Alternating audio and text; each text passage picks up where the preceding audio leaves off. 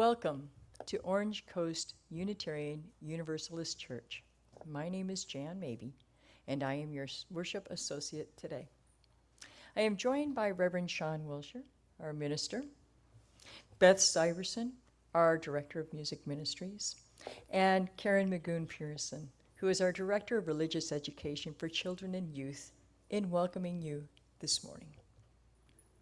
We would also like to recognize the many volunteers that have helped to put this service together today. We respectfully recognize that our church property rests on Hachiman and Tongva land. As Unitarian Universalists, we have many different beliefs, but we are one loving community. We are bound together not by a common set of rules or beliefs, but rather a covenant. A covenant is a promise that whatever our beliefs, we accept one another and encourage each other in spiritual growth. We affirm that all life has inherent value and that all existence is interconnected. We strive for justice and compassion in our deeds and relationships, and we are committed to creating a welcoming community without regards to the traits that sometimes divide people. To our roomers, we invite you to silence your cell phones. For our Zoomers, we invite you to say hello in the chat. I want to extend a special welcome to visitors. If you are seeking a spiritual home, we hope that you will find it here. Later in the service, we will have an opportunity for you to introduce yourself if you'd like to do so. Let our worship begin with the lighting of our chalice as we say our unison affirmation. Love is the spirit of this church, and service is its law. To dwell together in peace, to seek truth in love, and to help one another, this we affirm together.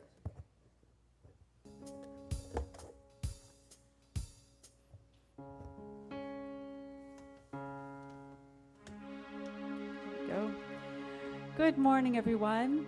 We're going to start with a beautiful chant to open up our hearts a bit. Sing this with me over and over several times. Love once again, break our hearts open wide.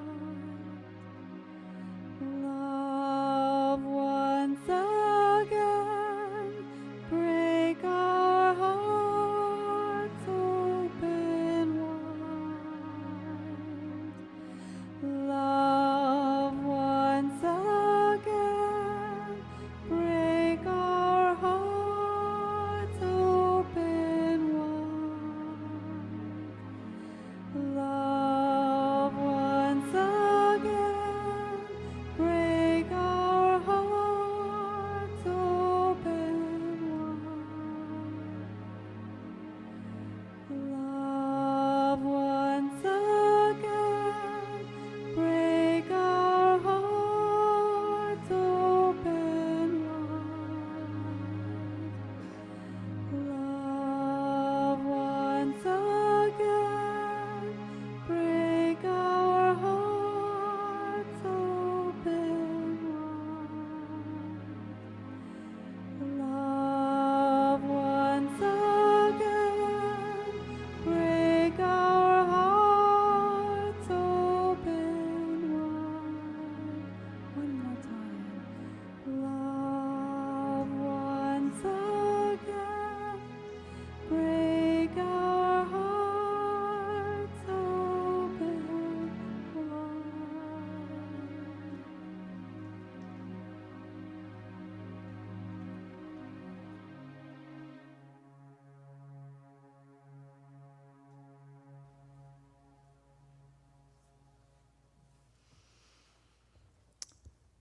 If some of you were paying attention to the blast, then you know that Catherine Martin was going to be doing this service with me this morning.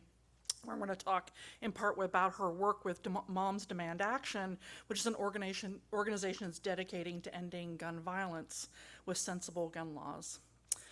But today's service is the beginning, I think, actually of a number of sermons on this topic. It's a very difficult topic, and hopefully we'll do that with Catherine next time. When we're faced with a really complex issue, I try to go back to the beginning, right? I want to understand, how did we get into this mess? What kind of psychology tells us that we need all of these guns? And that's what we're going to be talking about today.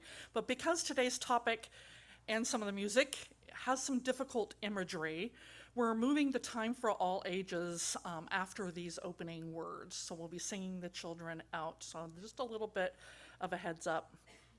So let's begin with these opening words. This is the opening words is very short. It's from Hillel, who was a Jewish religious leader and sage, scholar from the 1st century BCE.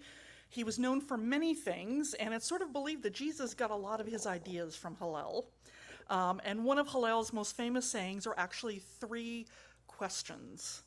And these questions are, if I'm not for myself, who is for me? But if I am only for myself, then what am I? And if not now, when? I'd like to invite then Karen Magoon-Pearson up here to tell our story in our time for all ages.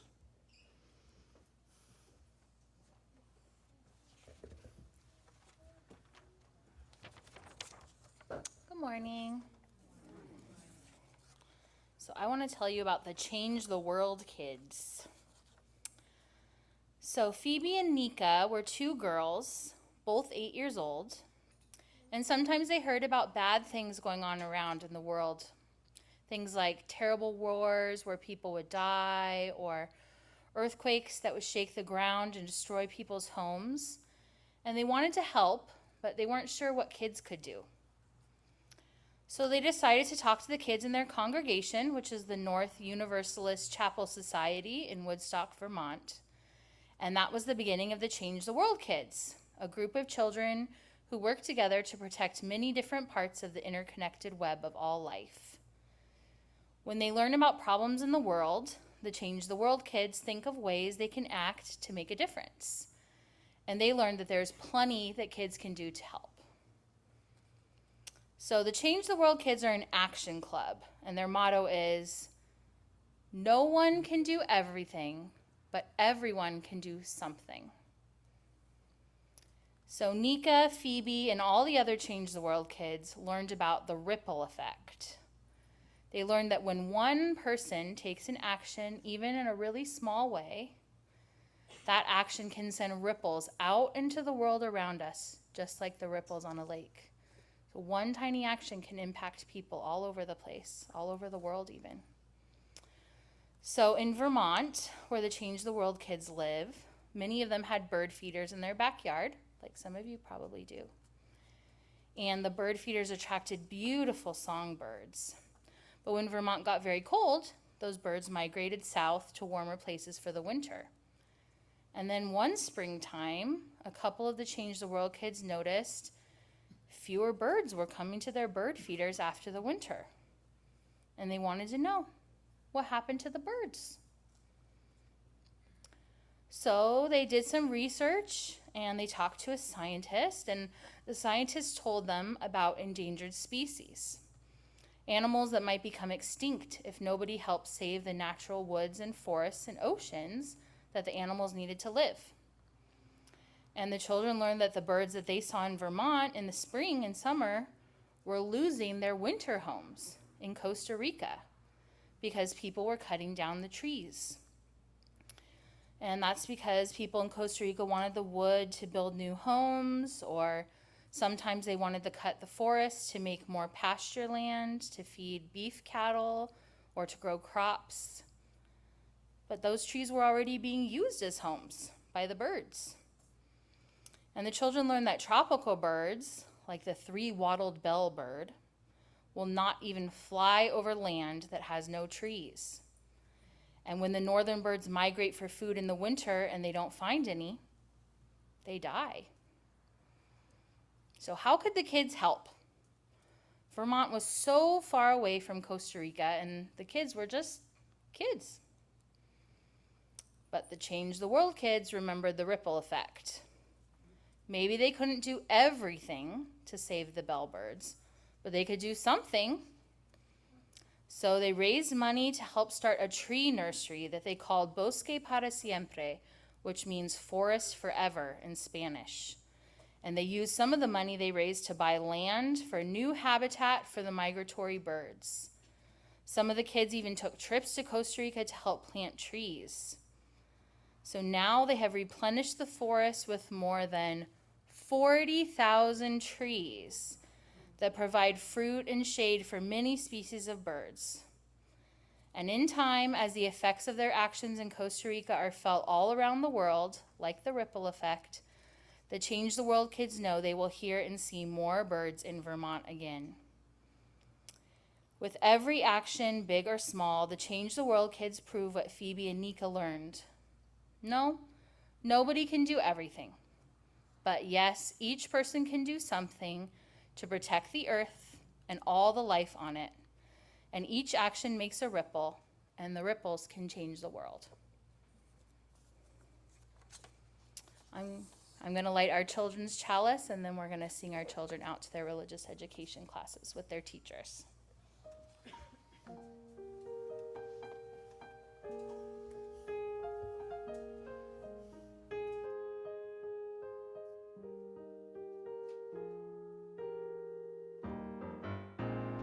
We hold you in our love as you go, as you go. May your heart be at peace as you go. To nurture the spark of your precious love. We hold you in our love as you go.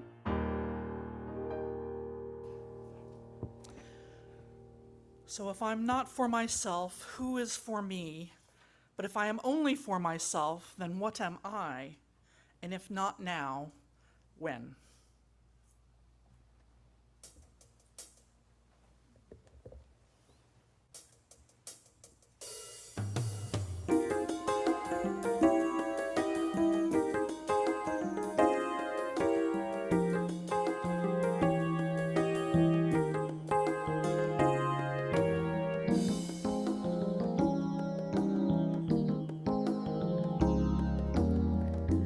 Another child, another bullet, another unfathomable day, another trigger, another reason to pull it, another unthinkable cliche, another tragic image of violence, a moment of silence, another TV news routine, a solemn leader on a screen. Another family in mourning, another pundit scorning, another finger pointing, another fighting over why it cannot wait, then another dead-end debate till it happens again. And every time I sit and wonder when, when will it ever end? When will it ever end? When will it ever end? When will it ever end? Will it ever end?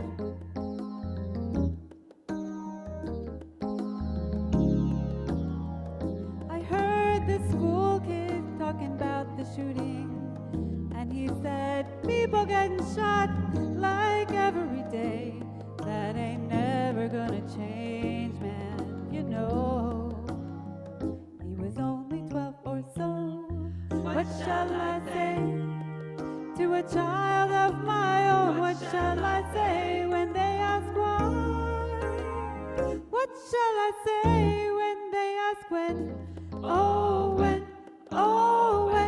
will it ever end? When will it ever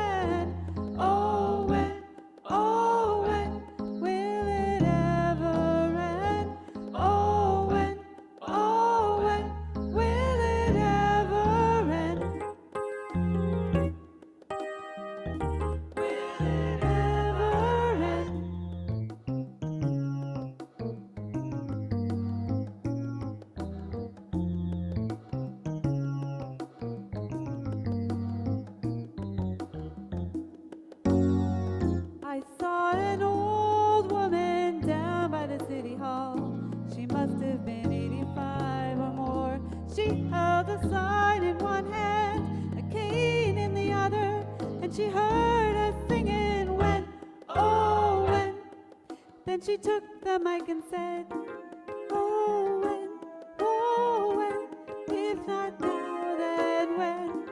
Oh, when, if not now, then when? I've been marching a long time, and I will march again. For when, oh, when, if not now, then when? What shall I sing? Another lamentation, what shall I sing? Another blues inside my room, or shall I sing an anthem in the street on repeat till my voice runs out? Shall I stare or shall I shout? Oh, when, if not now, then when? Oh, when, if not now, then when? Oh, me, oh, you, if not us, then who? We'll try again. If not now, then when? Oh, when, now, now, now,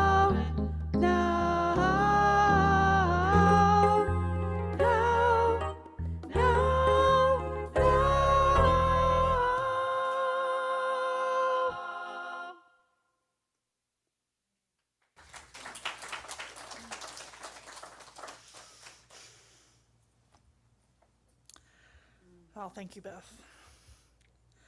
Our reading today was sort of a famous piece that came out after the shooting at Sandy Hook. It's written by a journalist, historian, and Pulitzer Prize winner, Gary Wills. He wrote this in the New York Review. Few crimes were more harshly forbidden in the Old Testament than sacrifice to the god Moloch. The sacrifice referred to in Leviticus was of living children consumed in the fires of offering to Moloch. Ever since then, worship of Moloch has been the sign of a deeply degraded culture. For example, ancient Romans justified the destruction of Carthage by noting that children were sacrificed to Moloch there. And Milton in Paradise Lost represented Moloch as the first pagan god who joined Satan's war on humankind. That horror at Sandy Hook Elementary cannot be blamed just on one unhinged person. It was the sacrifice we as a culture made and continually to make to our demonic God. We guarantee that crazed man after crazed man will have a flood of killing power readily supplied him. We have to make that offering out of our devotion to our Moloch, our God. The gun is our Moloch. We sacrifice to him daily. The gun is not a mere tool, a bit of technology, a political issue, a point of debate. It is an object of reverence. Like most gods, it does what it will and cannot be questioned. Its acolytes think it is capable only of good things. It guarantees life and safety and freedom. It guarantees laws. Laws grow from it. How, then, can law question it? Its power to do good is matched by its incapacity to do anything wrong.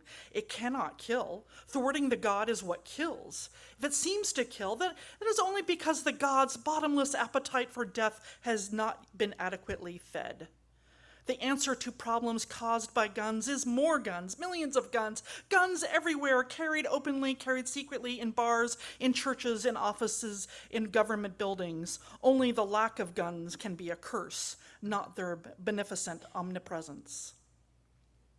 The fact that the gun is a reverenced God can be seen in its manifold and apparently resistless powers. How do we worship it? Let us count the ways. First, it has the power to destroy the reasoning process. It forbids making logical connections.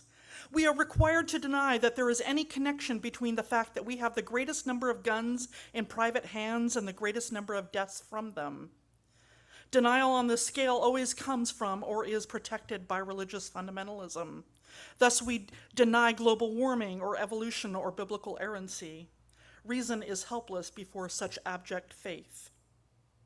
Second, it has the power to turn all our politicians as a class into invertebrate and mute attendants at the shrine.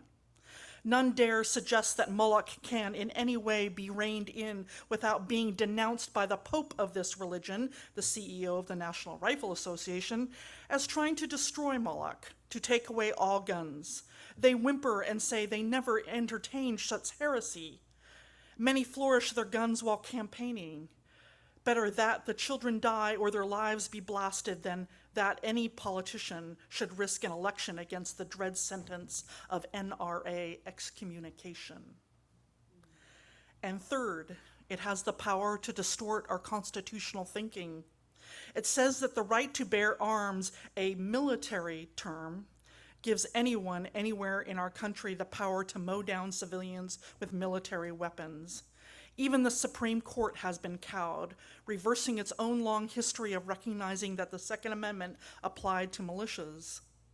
Now the court feels bound to guarantee that every madman can indulge his religion of slaughter. Moloch brooks no dissent, even from the highest court in the land. Molochism is the one religion that can never be separated from the state. The state itself bows down to Moloch and protects the sacrifices made to him. So let us celebrate the falling bodies and rising statues as a demonstration of our fealty, our bondage to the great God gun. Ouch. I want to invite you this morning to simply consider those words. In a spirit of meditation, take some deep breaths.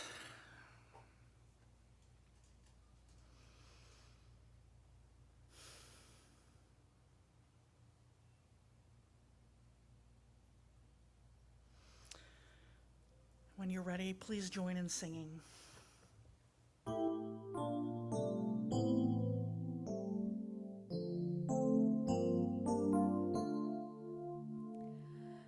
If we just talk of thoughts and prayers and don't live out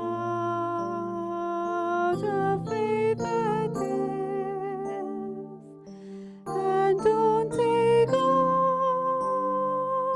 the ways of death, our thoughts and prayers are fleeting breath. If we just dream of what could be and do not build community and do not seek to change our ways, our dreams of change are false displays. If we just sing of doing good and don't walk through our neighborhood to learn its hope, to ease its pain, our talk of good is simply vain. God, may our prayers and dreams and songs lead to a faith that takes on wrongs, that works for peace and justice too. Then will our prayers bring joy to you.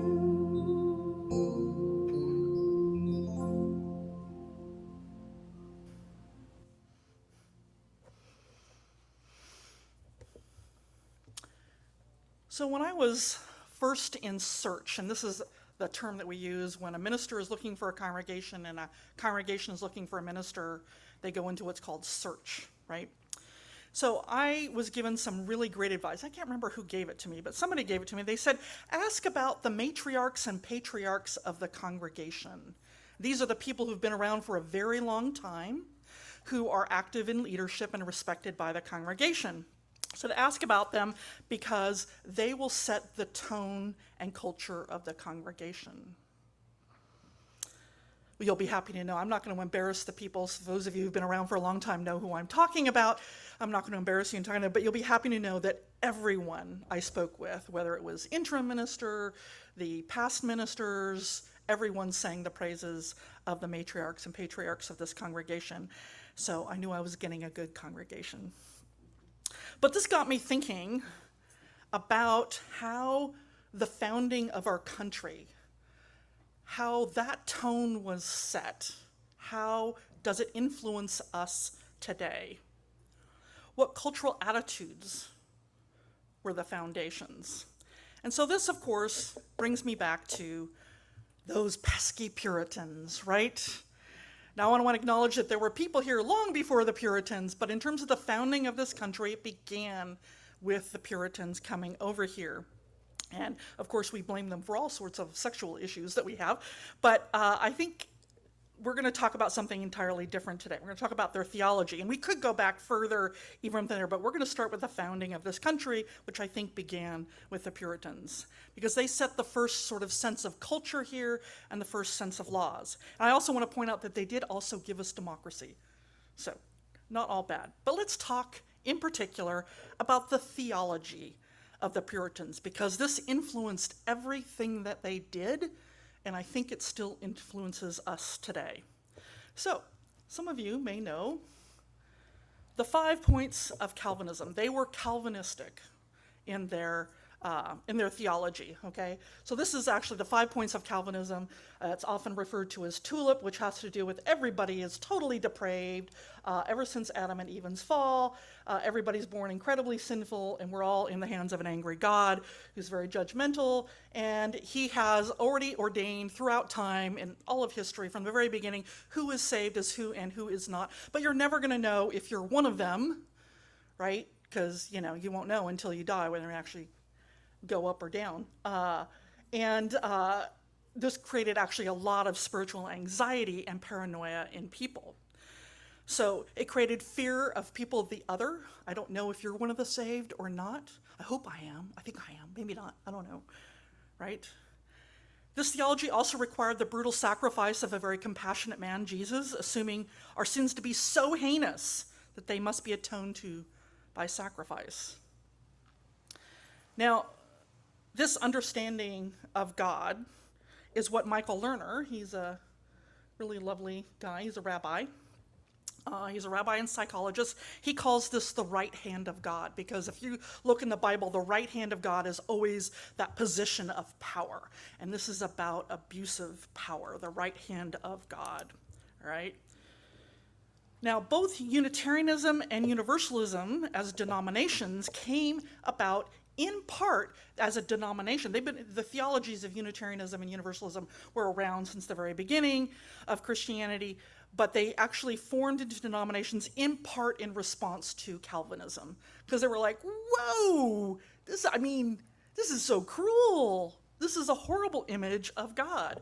And in fact, William Ellery Channing, who's a famous 19th century Unitarian minister, he opposed Calvinism, and he wrote this. He said, "We are told to love and imitate God, and it is plain that were a human parent to form himself on the universal Father, as described by Calvinism, that is, were he to bring his children into life totally depraved and then pursue them with endless punishment, we should charge him with a cruelty not surpassed in the annals of the world."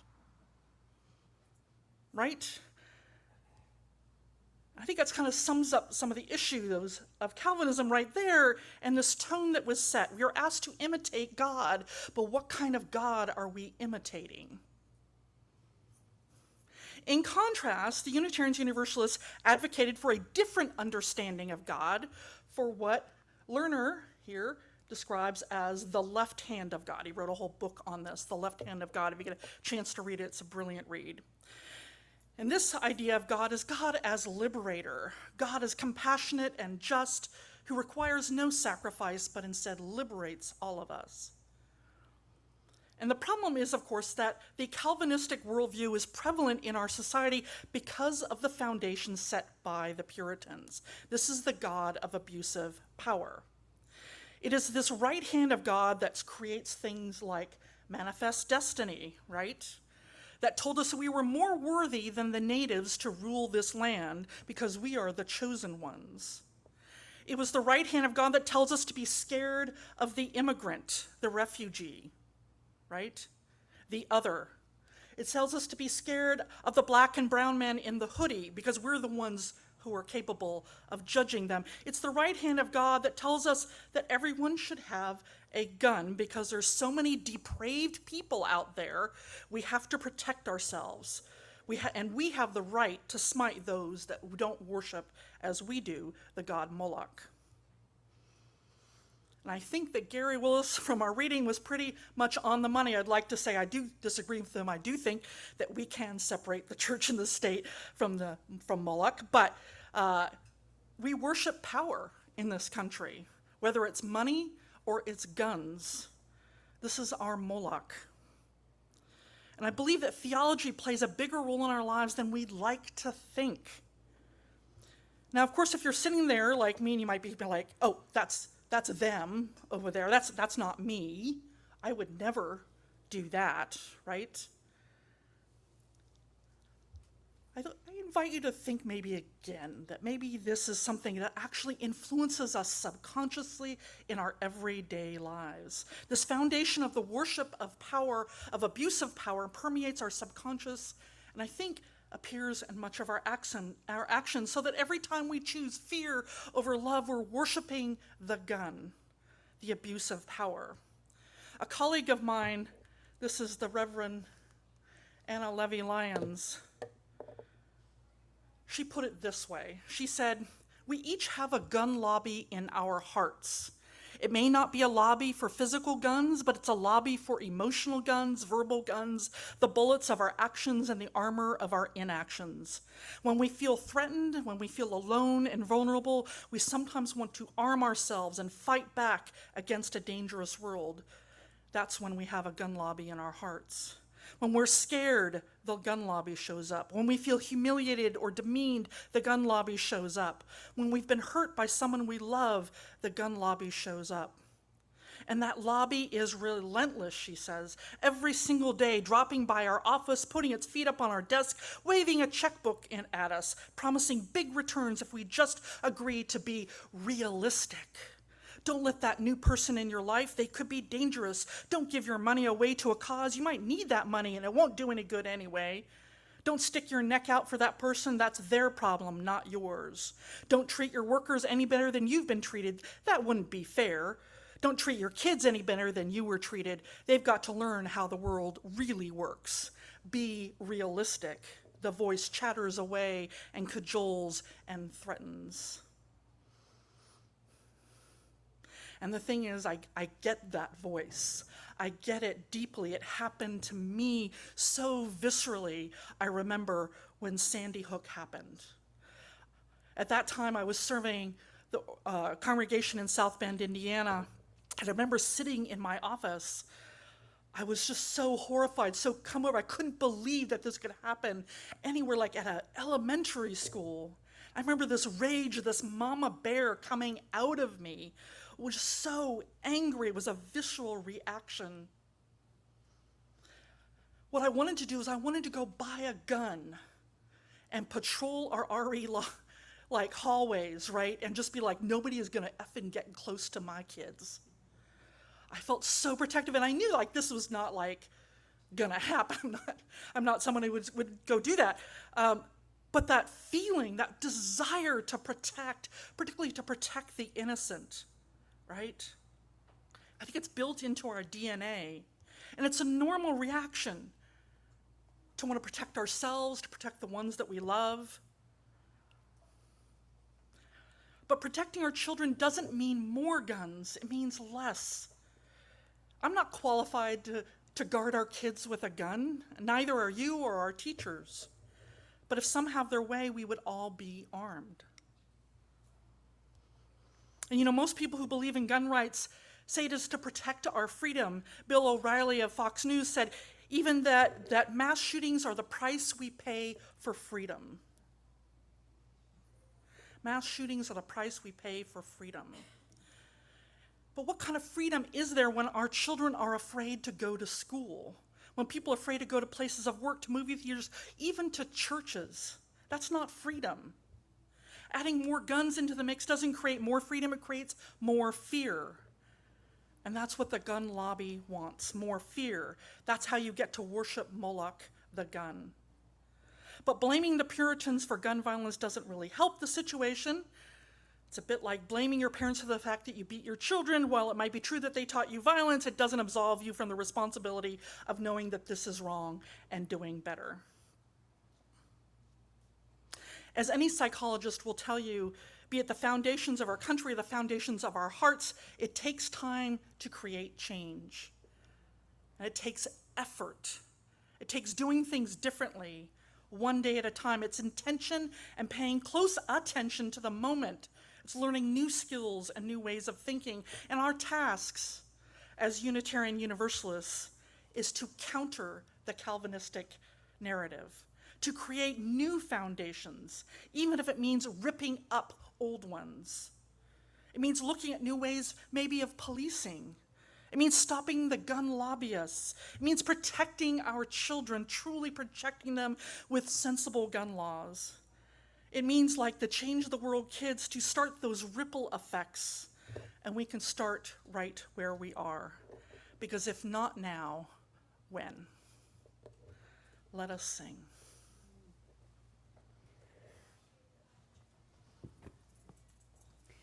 Please rise and body your spirit. We need some energy on this song. Somebody's hurting my neighbor, and it's gone on far too long. Yes, it's gone on far too long. Oh, it's gone on far too long. Oh, somebody's hurting my neighbor, and it's gone on far too long. And I won't be silent anymore.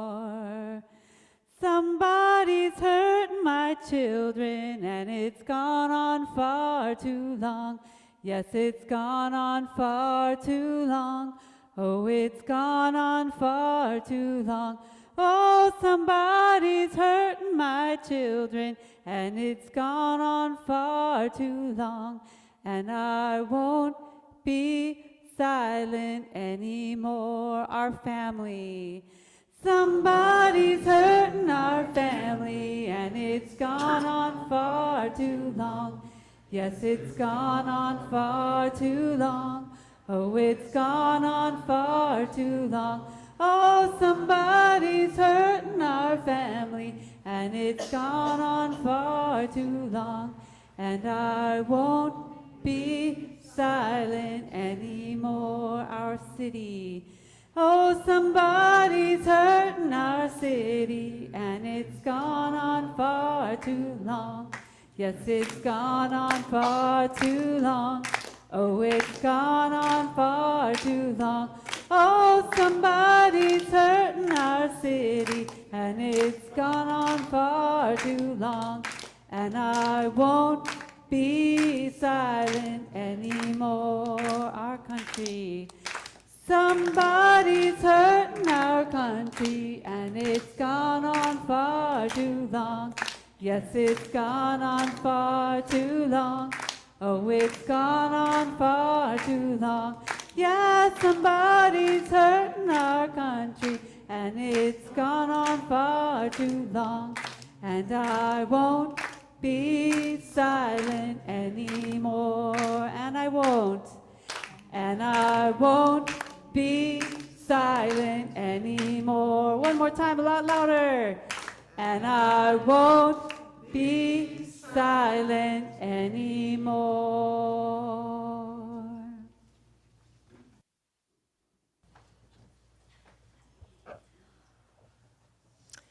Unitarian Universalist congregations are fully self-supporting, meaning that members and friends raise all funds for the operating budget, ministries, and programs of the church. We are ever grateful for your gifts of time, treasure, and talent. OCUUC amplifies that spirit of generosity by sharing half of the plate we receive with an organization that shares our values. This month, we are sharing our plate with Micah's Way.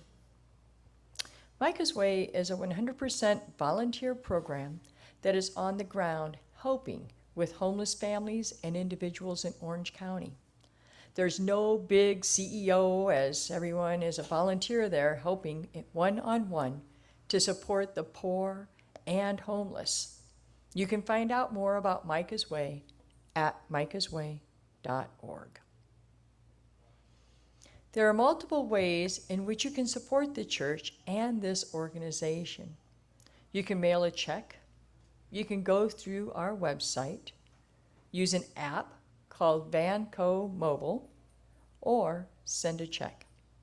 The choice is yours. All the information is on our website should you need it. As always, thank you for your generosity.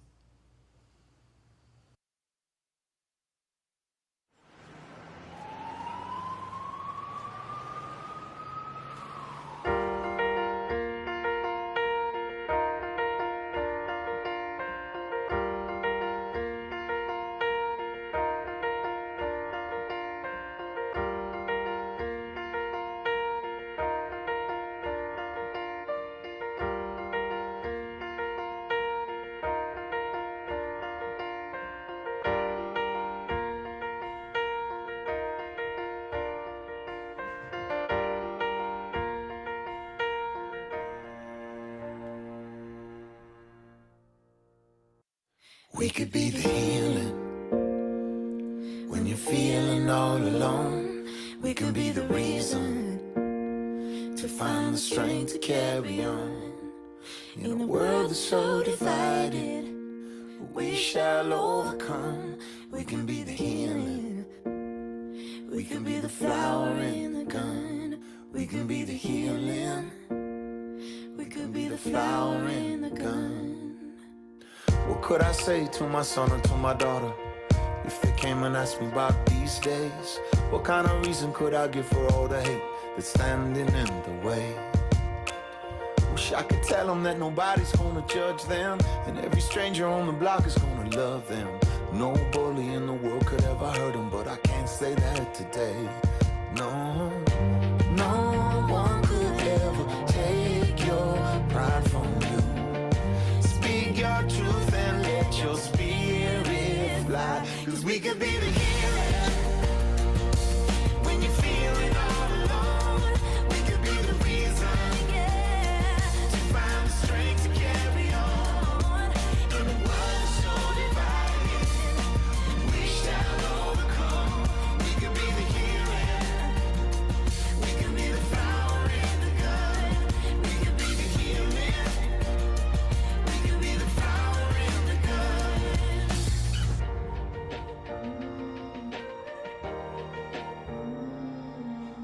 What could I say to every woman who was ever told by a man, don't try to reach too high? What could I say to every girl who was betrayed and told to keep the pain locked inside? Wish I could say nobody's ever gonna judge me. Every stranger on the block is gonna love me. No bully in the world is gonna hurt me, but I can't say that today. No, no, no one could ever take my pride from me. I speak my truth and let my spirit fly, 'Cause we could be the healing when you're feeling all alone. We could be the reason, to find the strength to carry on. In a world so divided, we shall overcome. We could be the healing. We can be the flower in the gun. We can be the healing. We can be the flower in the gun. It's like dropping pebbles into the ocean and seeing them spread ripples around the world. And me hear you say, whoa, whoa, whoa, yeah, yeah. whoa.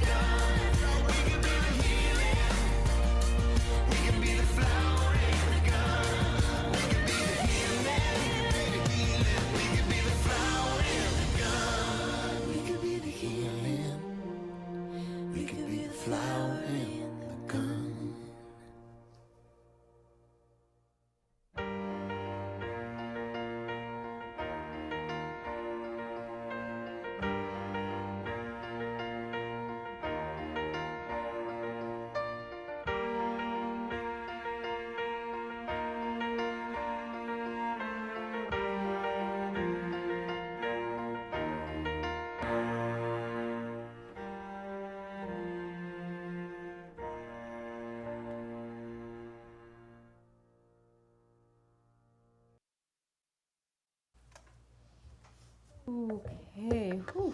We're going to take a deep breath. We're going to sing our song together. This is our offertory response song that puts our intentions into words and expresses our gratitude for the many gifts we share.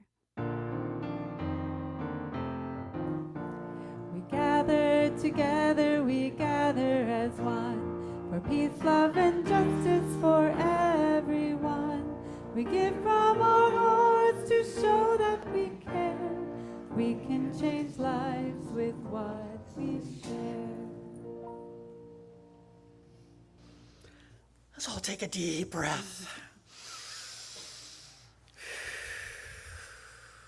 Tough subject today. Next week is much later. All right, now is that time when we honor the important events in our lives, and you are invited, one and all, whether you're a member, a friend, or a visitor, to participate in this weekly ritual we call Joys and Sorrows. This is Bertie Reed. She's one of our pastoral care team members, and she will be assisting us. So if you came here today holding something close to your heart, moments from the last days, weeks, or even hours, if you'd like to honor that, we invite you to light a candle. And you could do this at home as well, or people on Zoom up there. If you'd like to light a candle at home, it's a great way to embody this. And you're invited to do so and come up here and to light a candle on your own. If you would like to share your joy or sorrow with the congregation, you're invited to write it on a slip of paper if you're here in the room. The ushers, if you raise your hand, they can bring over a slip to you. And you can write up and then just hand it to me as you come forward to light your candle. For those of you on Zoom, you can go ahead and just write it in the chat, and then I'll read those out loud, and Bertie will then light a candle for you here too.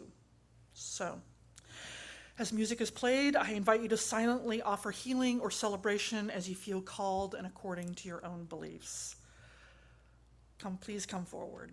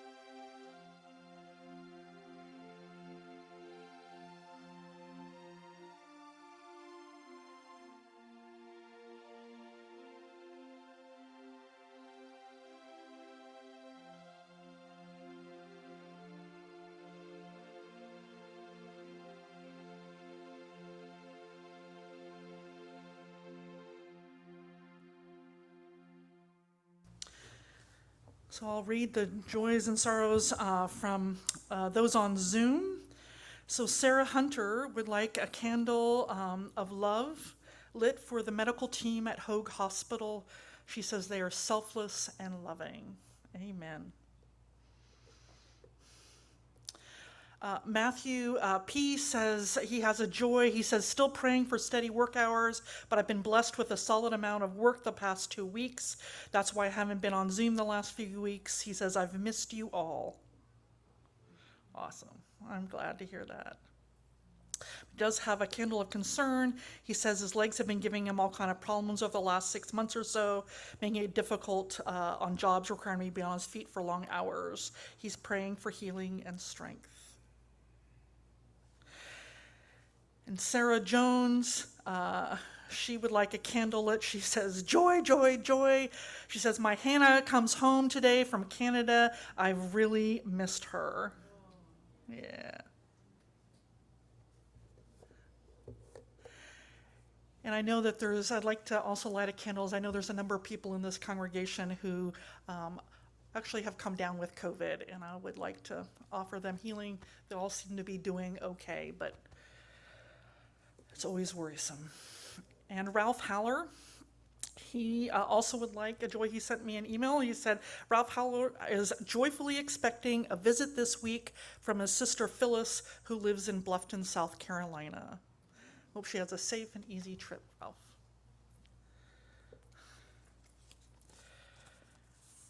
And then we have some joys and sorrows here in the congregation. So Sherry Lushin, she says she has a joy for Beth. She says, Beth, who celebrated the ending of season 1 of her podcast, Safe Home. Beth has produced 54 sessions educating people about addiction, trauma, and adoption. Congratulations. And Elizabeth Kilshower has 3 different candles that she lit for concern and joy. She said, first of all, please send healing thoughts as I'm scheduled for a biopsy for what appears to be an advanced basal cell on her neck. Aww. Yeah, okay, holding you in our hearts. She says, 2, on a happier note, my birthday is on Wednesday, August 17th, and Jacques' birthday is on Sunday, August 21st. That's next week, so happy birthday to you both. And she says, 3rd, she says, I'm looking forward to greeting a new batch of 3rd graders on Monday. She says, I'm eerily calm.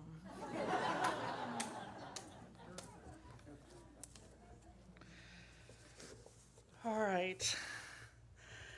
Let us hold in love all the joys and celebrations and all the hurts and sadness, whether they were spoken or silent. Let our joys remind us to be thankful, our concerns remind us to hope, and our sorrows remind us to connect.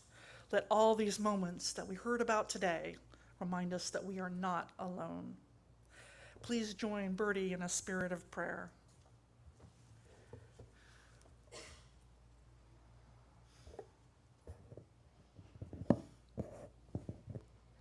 Prayer by Keith Crone.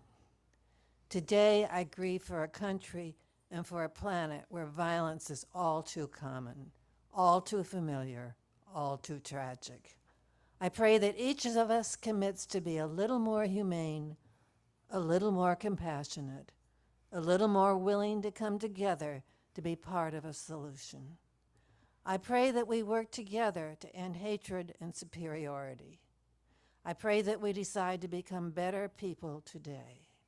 I pray we never forget. I pledge to remember. I pledged to become a better person. I pledge to be part of the solution, however many solutions it takes. Amen and blessed be.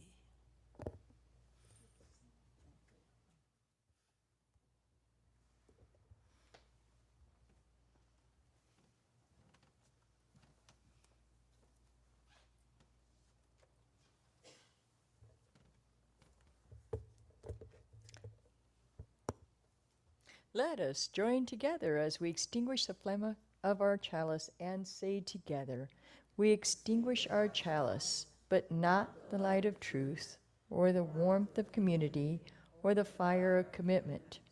These we carry in our hearts until we are together again. Thank you for joining us this morning. We are a congregation made up of people who all believe differently. And yet, when we gather together, whether we are in the room or on Zoom, we make one loving community. We need not think alike to love alike. If you're a guest, a visitor, or someone who hasn't yet been known to us, I invite you to become a part of this beloved community. We encourage you to either write in the chat if you're a Zoomer, or if you're a roomer, to stand for a brief moment and tell us your name, where you're from. We'll bring a microphone over, so hold it so that the Zoomers can hear you. Do we have any guests? Yes.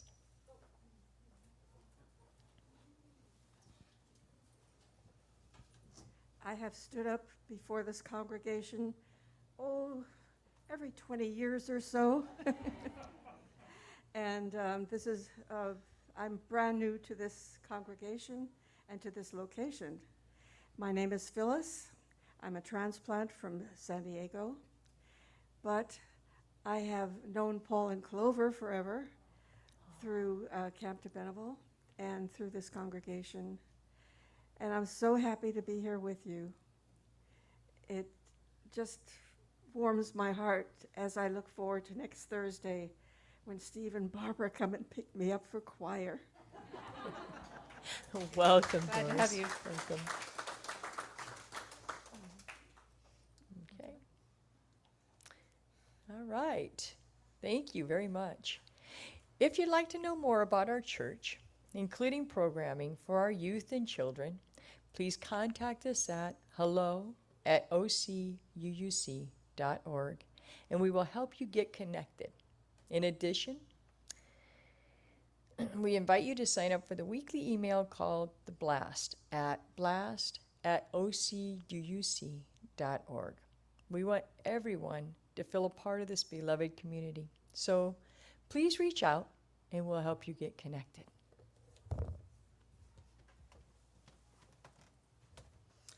All right, announcements. I want to point out, we're coming up to our Environmental Film Festival. And in fact, we've got these, look at these amazing posters. Isn't that cool? Christy Montgomery, one of our congregants who moved up to LA, she's still helping us out, and she created this. So there are those out there. So we want to encourage you to grab one, post it up in your local grocery store, health food store, whatever it is, and get the word out because it's only a month away, and go on and buy tickets because remember, we sell out. So 2 o'clock and 6 p.m., remember to put that, and I know most of you have your calendar on your iPhone, so you can take it out right now, save the date. I already did it at home because I know I'm like, I gotta remember to do this. So the other thing I want to point out, a big thing coming up this Saturday is Music Under the Stars. So this is a big, fun, wonderful thing we do in the courtyard. And there's like pretty lights out, and there's music. It's absolutely a wonderful, wonderful, relaxing, beautiful evening. So come out and join Beth and I and a bunch of our people who've been practicing. They need audience people. So come out and cheer them on and their wonderful musical talent that is so pervasive in this congregation. So, and also, if you didn't know, we have a writing club, which is really kind of cool. So, and Mifanwe over here is the one who's running it right now. So if you were thinking about doing some writing and maybe you'd like to belong to a lovely group, join her after the service today. So, all right, let us join Beth in singing our benediction.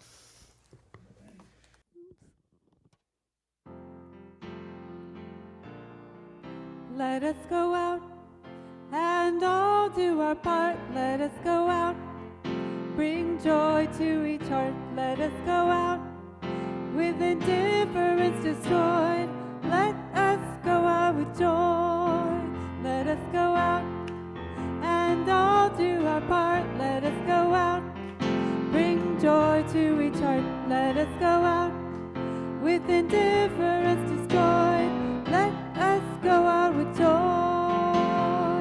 Let us go out with joy. Let us go out with joy. We'll all be the left hand of God. This service is over. Let our service continue.